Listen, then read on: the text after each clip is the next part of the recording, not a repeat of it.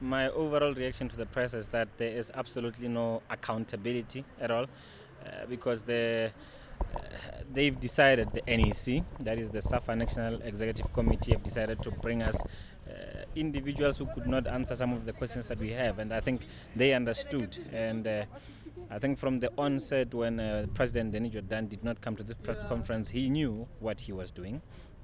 It looks like a man who is running from something, and I don't think the South African football community can look at this as a marker of confidence. Because when the team was announced 2 weeks ago, we were here with the president. When Patrice Motsepe was sojourning the whole country here, looking to garner support and faith from everyone else about running CAF, the president always made time to be here. But today, on a big question of what is wrong at SAFA, the president is not here to be, is nowhere to be found. For me, I think the South African community can see this as a show of zero accountability, a show of zero answering to nobody. And I would say that people should be alarmed by situations like this. Okay. And then from your personal view, what do you think, what are some of the measures that should be taken going forward, taking South Africa going forward beyond qualifying for the World Cup, which is very slim at this moment? Look, the changing and chopping of coaches is just a tip of the iceberg to the problems that are here at SAFA.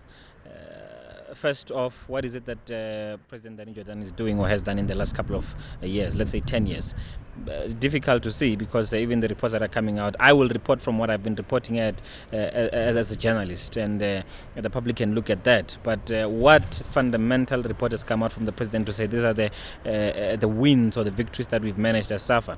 Number two, I mean, we can look at the technical aspect of SAFA.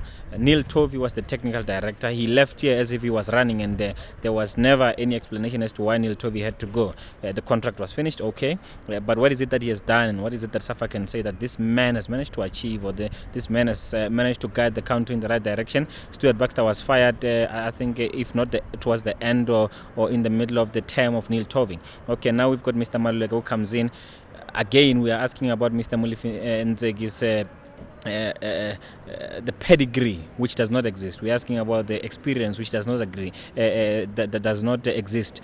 But what about his own boss, the technical director, Mr. Maluleke? What has he done in terms of the technical aspect of football?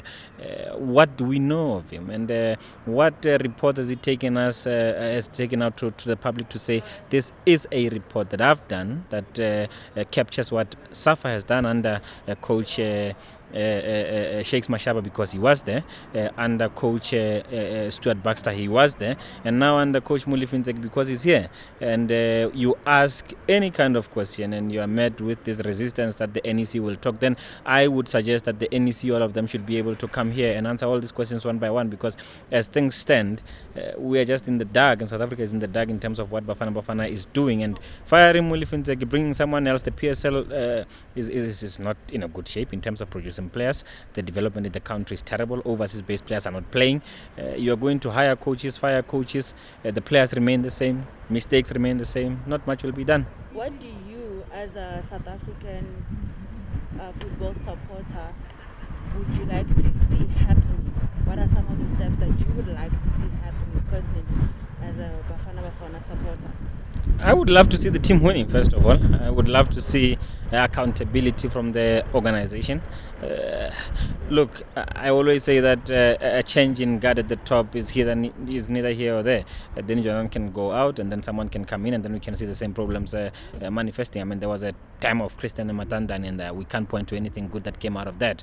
And then there were presidents that came after him. There's Denis Jordan, and the politicization of football in the country remains a big problem. I mean, we see, as much as the CEO can say that he's schooling me on certain structural forms of governance and leadership in the country, what we know is that some of the SOEs are not working because politically there is just too much politicization of them. SAFA is one of them, where SAFA is run like a political organization when it's not. And we can say that there must be a change. There's going to be someone who is just politically linked to come in and head SAFA, and then we won't see any kind of reform.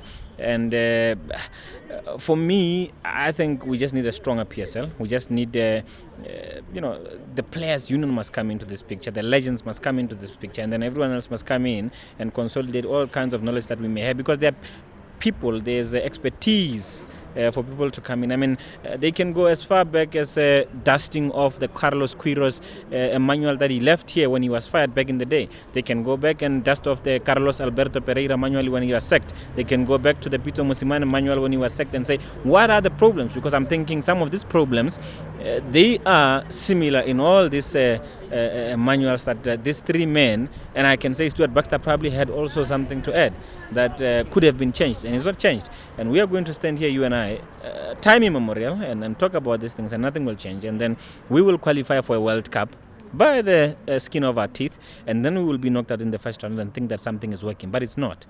So the facelift and the window dressing of changing CEOs, changing coaches is not going to help.